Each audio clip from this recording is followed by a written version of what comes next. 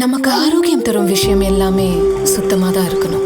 சூரிய ஒளி, தெளிவான நீரோடை, அது போலதான் லயன் அரேபியன் டேட்ஸ்.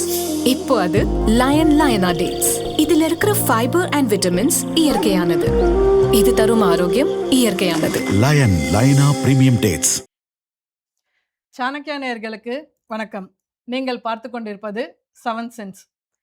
நாங்கள் கேஸ் போட்ட உடனே இவர் ஓடி ஒளிஞ்சிக்கிட்டாரு அப்படின்னு ஏவா வேலுவை பற்றி சொன்னதுக்கு இன்றைக்கி அவர் சுட சுட பதிலடி கொடுத்துருக்காரு.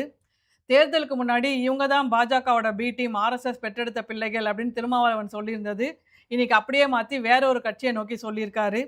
பரபரப்பான நிகழ்வுகள் நடந்திருக்கு. இது குறித்த பின்னணி தகவல்களை நம்மோடு பகிர்வதற்கு நமது ஆசிரியர் இன்று நம்மோடு இணைந்திருக்கிறார். வணக்கம் சார்.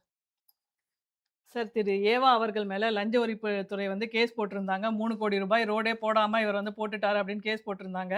பட் இவர் சிங்கப்பூரில் இருந்து நான் ஒரு சம்மன் அனுப்பியிருந்தேன். நான் 2013 இருந்தே என்னோட ஹார்ட் ப்ராப்ளம்காக சிங்கப்பூரில் தான் ட்ரீட்மெண்ட் எடுத்துக்கிட்டு இருக்கேன், அங்கே இருக்கிற ஹாஸ்பிட்டலில் தான் எடுத்துக்கிட்டு இருக்கேன் அப்படின்னு சொல்லிட்டு நான் 2ஆம் தேதி போகும்போதே 10 நாளைக்கு அப்புறம் தான் நான் வர முடியும் அப்படின்னு நான் சம்மன் அனுப்பிட்டேன், ரிப்ளை பண்ணிட்டேன். பட் திரும்பவும் எனக்கு 9ஆம் தேதி அனுப்பியிருக்காங்க. அனுப்பிட்டு நான் ஏதோ பயந்து போய் சிங்கப்பூரில் இருக்கிறேன் அப்படிங்கிற மாதிரி தவறான தகவல்கள் பரப்பிக்கிட்டு இருக்காங்க அப்படின்னு எனக்கு பதிலடி கொடுத்துருக்காரு. எங்கள் திராவிட இயக்கத்துக்கே ஓடுற ஒளியிற பழக்கம்லாம் இல்லை, நாங்கள் எந்த வழக்கு வந்தாலும் தைரியமாக சந்திப்போம் அப்படிங்கிற மாதிரி சொல்லியிருக்காரு. வழக்குகளை திராவிட இயக்கங்கள் ரொம்ப தைரியமாக சந்திக்குமா அப்படிங்கிறதுக்கு வரலாறு தான் சாட்சி. அப்படின்னா இவங்க கேஸுகளை குவாஷ் பண்ண சொல்லி கேட்டதே இல்லையா அப்படின்னு. அந்த பேர் நான் இல்லை, அதில் இனிஷியல் போட்டிருக்கு பாருங்கள், அதில் இனிஷியலே நான் போடலைன்னு இந்த கட்சியில் இருக்கக்கூடிய மூத்த தலைவர்களே சொன்ன வரலாறுலாம் உண்டு. ஜட்ஜ்மெண்ட்டில் பனிஷ்மெண்ட் வந்த பிறகு கூட சுப்ரீம் கோர்ட்டில் போய் ஸ்டே பண்ணி வச்சுருக்கிறவங்கலாம் உண்டு. ஸோ அது திராவிட இயக்கம்னு காமன் டேர்மில் சொல்லலாம், அல்லது திமுகன்னு இன் ஸ்பெசிஃபிக்கும் சொல்லலாம். நிறைய வரலாறுகளை நம்ம கண்கூட நம்ம பார்த்துருக்குறோம். ஆமாம், நான் காசு வாங்கினேன், இப்போ திருப்பி கொடுத்துட்டேன், அதனால் செட்டில் பண்ணிட்டோம் அப்படின்னு ஒரு தலைவர் இந்த கட்சியிலே சொல்லியிருக்கிறாரு. அந்த இனிஷியல் என்னோட இதில் இல்லை, இனிஷியல் நான் போடாமல் இருக்கேன் பாருங்கள், அதனால் நான் வேற ஆள் சொல்லியிருக்கிறாரு. கீழே உயர்நீதிமன்றங்களில் தண்டனை பெற்றுட்டு உச்சநீதிமன்றத்தில் போய் ஸ்டே வாங்கினவங்களும் இருக்கிறாங்க. ஸோ இவர்கள் நாங்கள் பணங்காட்டு நரி சலசலப்புக்கெல்லாம் அஞ்சாதவர்கள், நாங்கள்லாம் எவ்வளோ பார்க்காத எமர்ஜென்சியே பார்த்தவர்களெல்லாம் சொல்லுவாங்க. ஆனால் எமர்ஜென்சியை பார்த்த காலத்தில் இருந்து எமர்ஜென்சி பண்ணவங்க கூடயே நேற்று வரைக்கும் கூட்டணி வச்சுருந்தாங்கிறத நம்ம கண்கூடாக பார்க்குறோம். நாங்கள் அரசமைப்பை எரிக்கிறோம் அப்படின்னு சொல்லிட்டு கோர்ட்டில் எரிச்சிங்களா அப்படின்னு கேட்டப்போ இல்லை, நாங்கள் வெறும் பேப்பரை தான் எரித்தோம் அப்படின்னு சொல்லி சொன்னவங்க. அதனால் நாங்கள் யார் ஒருத்தருமே நாங்கள் அதெல்லாம் நாங்களாம் யாருக்கும் பயப்பட மாட்டோம்னு சொல்லி சொன்னாங்கன்னா, நான் பயப்படலை அப்படின்னு சொல்லி சொன்னாங்க. நம்ம சொல்லுவாங்கள்ல, நான் குடிச்சிருக்கேன் ஆனால் நான் ஸ்டெடியாக இருக்கேன் அப்படின்னு சொல்லி ஒருத்தர் சொன்னாருன்னா, அப்போ அவர் இப்போ ஸ்டெடியாக இருக்கேன்னு சொன்னார்னாலே அவர் எப்படி இருக்கிறாருன்னு நம்ம புரிஞ்சுக்கலாம். அந்த மாதிரி நாங்கள் பயப்படலன்னு சொல்லி சொன்னால் அவர் எந்த சென்ஸில் இருக்காங்கன்னு நம்ம புரிஞ்சுக்கலாம். இந்த வழக்கை பொறுத்தளவுக்கு ரொம்ப தெளிவாக அவங்க சம்மன் கொடுத்துருக்குறாங்க. விசாரணைக்கு தான் அது ஆஜராகலாம்.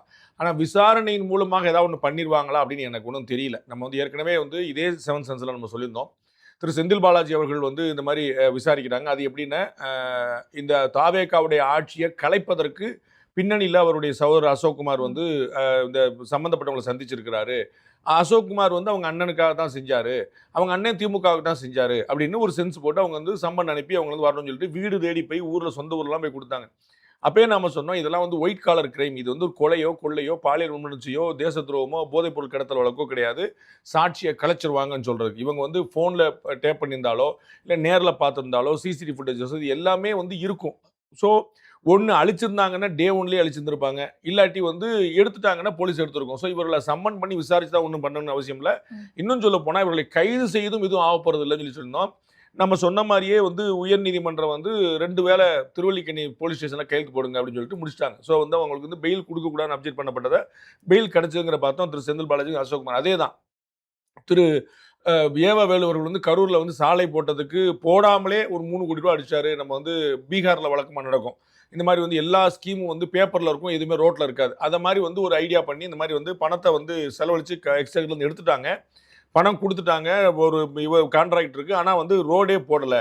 அப்போ இது ஒரு மால் ப்ராக்டிஸ் அப்படின்னு ஒரு குற்றச்சாட்டை சொல்லியிருக்கிறாங்க. அந்த விஷயங்கள் எல்லாமே எவிடன்ஸில் அப்போ கரூரில் ரோடு இருக்கா இல்லையாங்கிறது ஒரு ஃபோட்டோவில் தெரிஞ்சிடும், ஒரு வீடியோவில் தெரிஞ்சிடும். அமௌண்ட் ட்ரான்ஸ்ஃபர் ஆச்சாங்கிறது நெஃப்டில் அமௌண்ட் யாரும் கவர்மெண்ட் யாருக்கும் 3 கோடி ரூபா கையில் வச்சுக்கன்னு யாருக்கும் கையில் கேஷாக கொடுக்க போகிறது இல்லை.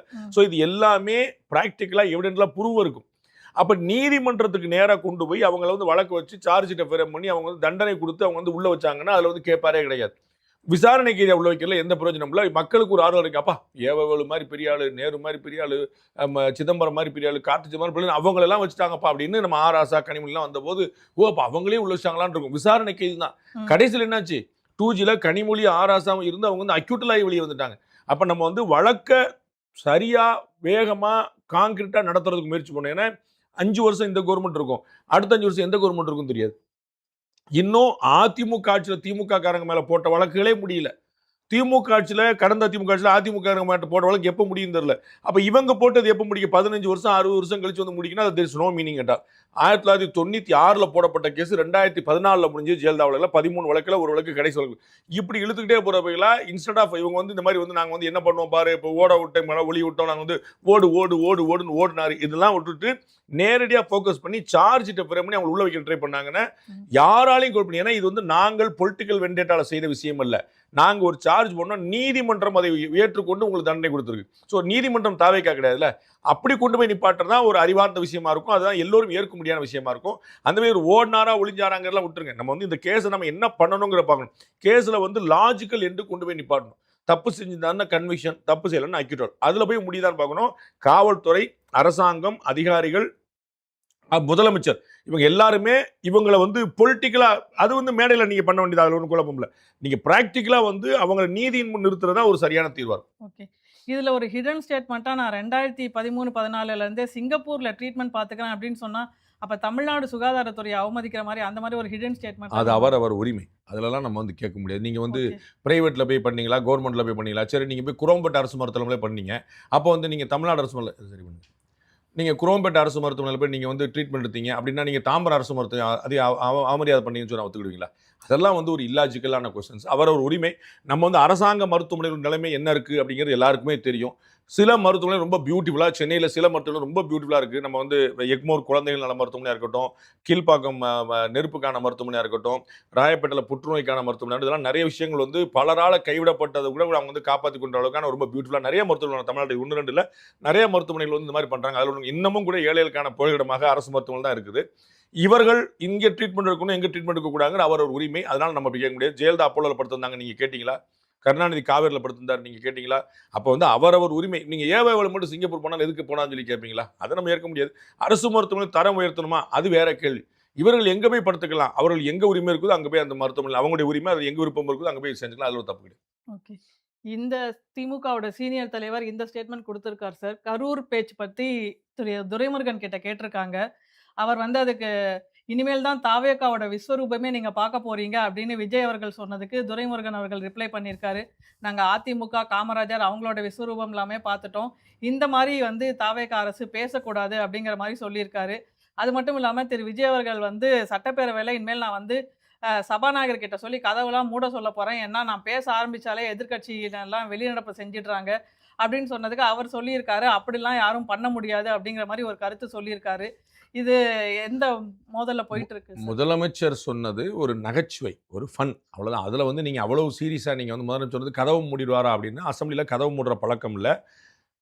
வாக்கெடுப்பு நடந்தாலே தவிர, வாக்கெடுப்பு நடக்கும்போது மற்றவர்கள் எல்லாருமே வெளியேற்றி விட்டு, பத்திரிகையாளர் உட்பட மற்றவங்களாம் வெளியேற்றி விட்டு, எம்எல்ஏக்கள் மட்டுமே உள்ளே இருக்கிற மாதிரி கதவை பூட்டுற வழக்கம் உண்டு.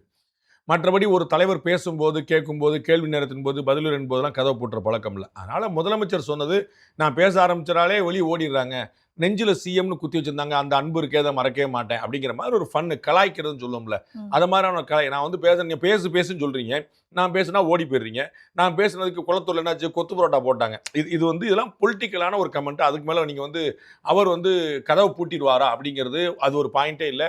அதை அண்ணன் துரைமுருகன்கிட்ட போய் கேள்வி கேட்டு, துரைமுருகன் நாங்களாம் எவ்வளோ பேரை பார்த்துருக்கோம் சொல்லி சொல்கிறார். துரைமுருகன் அவர்கள் சொல்கிறாரு, நாங்கள் எம்ஜிஆரை பார்த்துருக்கோம், ஜெயலலிதா பார்த்துருக்கோம், எல்லாரோட விஸ்வரூபத்தை பார்த்துருக்கோன்னு. அவர் சொன்ன உதாரணங்கள் ரொம்ப அருமையான உதாரணங்கள். எம்ஜிஆர் உயிரோடு இருந்த வரைக்கும் திமுக ஆட்சிக்கு வர முடியல, ஜெயலலிதா உயிரோடு இருந்த வரைக்கும் திமுக ஆட்சிக்கு வர முடியல. அப்போ திரு விஜய் அவர்களுடைய காலத்துக்கு விஜய் தான் நிற்க போறாரு அப்படின்னு அவர்களே ஒத்துக்கிட்டாரான்னு பார்க்கணும். அவர் விஸ்வரூபம் சொல்லி பார்த்தாங்க, எம்ஜிஆரோட விஸ்வரூபம் பார்த்துருக்கோம், ஜெயலலிதாவோட விஸ்வரூபம் பார்த்துருக்கோம், நாங்கள் வந்து விஜயம் பார்த்துருவோம். அப்போ அவரே ஒத்துக்கிறாரா? இப்போ விஜய் உட்கார்ந்துட்டாரு, இனிமேல் யாரும் விஜயை தடுக்க முடியாதுன்னு அவரே ஒத்துக்கிட்டாரான்னு பார்க்கணும். ஏன்னா திமுக வந்து மக்களுடைய முதல் தேர்வாக இருந்திருக்கிறதா அப்படின்னு வரலாற்று பூர்வமாக நம்ம பார்க்கணும். வேறு வழி இல்லை, அல்லது எதிரில் இருக்கக்கூடிய கட்சிகள் மோசமாக செயல்படுது, அந்த ஆட்சி சரியில்லை அப்படின்னு தான் வந்திருக்கே பாரு, இவங்க வந்திருக்காங்கன்னு பார்க்கணும். 96ல் ஜெயலலிதா அவருடைய அரசாங்கம் ரொம்ப மோசமானதுங்கிற ஒரு பெரிய மக்களுடைய ஒரு வேதனைக்கு பிறகு 96ல் அவங்க ஆட்சிக்கு வந்தாங்க. 2006ல் வந்து அவங்க பெரும்பான்மை பெறாமலே வந்தாங்க. இன்னைக்கு வந்து திரு துரைமுருகன் உள்ளிட்ட பலர் வந்து சொல்றாங்க. துரைமுருகன் அதே பேட்டிலேயே சொல்றாரு, சொந்த பலத்துல கூட இல்லாம அடுத்தவங்க தயவுல ஆட்சிக்கு வந்திருக்கக்கூடிய தாவேக்காக்கு உள்ள இருக்குன்னா எங்களுக்கு எவ்வளவு இருக்குன்றார். 2006 டு 2011 திமுக ஆட்சியில இருந்து யாருடைய பலத்துல அவர் சொல்லணும். இன்னைக்கு திருமாவளவன் சொல்றாரு, நீங்க 59 சீட் ஜெயிச்சிருக்கீங்களே, அதுலயே நாங்க எவ்வளவு வேலை பார்த்திருக்கோம்ன்றார். திரு வைகோ சொல்றாரு, 2 எம்எல்ஏ வந்து உங்களால எங்களுக்கு கிடைச்சதுன்னா 59 எம்எல்ஏ உங்களுக்கு யாரால கிடைச்சு, எங்களால கிடைக்கல, நாங்களாம் பிரச்சாரம் பண்ணலன்னு சொல்றாரு. சோ வந்து கூட்டணி இல்லாம ஒரு நாளும் தனித்து போட்டியிடாத ஒரு கட்சி திமுக. இன்னைக்கு நேரத்துல கட்சி ஆரம்பிச்ச நாள்ல இருந்து இவர்கள் யாரை எதிர்க்கிறோம் சொன்னா அந்த ராஜாஜியில இருந்து கூட்டணி வச்சிருக்காங்க. கூட்டணி வைக்காத ஆளே கிடையாது. இன்னைக்கு ஏடிஎம் கூட கூட்டணி வைக்க கூட ரெடியா இருந்தாங்கன்னு பாக்குறோம். சோ அவங்க வந்து சொல்ற நாங்களாம் யாரெல்லாம் பார்த்திருக்கோம் தெரியுமாங்கிறது வந்து முன்னாடி சொன்னேன். நாங்களாம் அந்த பணங்காட்டு நரி சலசப்பெல்லாம் அஞ்ச மாட்டோம். திரு ஏவ சொன்ன மாதிரி நாங்களாம் ஓடவும் மாட்டோம், ஒளிய மாட்டோம், எல்லாமே சொன்னவங்க தான். பட் அது வந்து பிராக்டிக்கலா மக்களுக்கு எல்லாருக்குமே அவங்க யாரு என்னங்கிறது எல்லாமே தெரியும். இது வந்து ஒரு பொலிட்டிக்கல் ஸ்டேட்மெண்ட். அதுக்கு வந்து ஒரு பொலிட்டிக்கல் ஸ்டேட்மெண்ட் மட்டும் தான் பார்க்கணும் தவிர அதுல வேற ஏதாவது நம்ம வந்து டீகோட் பண்ணி பார்க்கறதுக்கு ஒன்றுமே கிடையாது. இவர்கள் தாவேக்கா ஆட்சி நிலைக்க போகிறது அப்படிங்கறதுக்கான இன்னொரு சான்றிதழ் தான் துரைமுருகன் மூலமா கொடுக்குறாங்களான்னு பார்க்கணும்.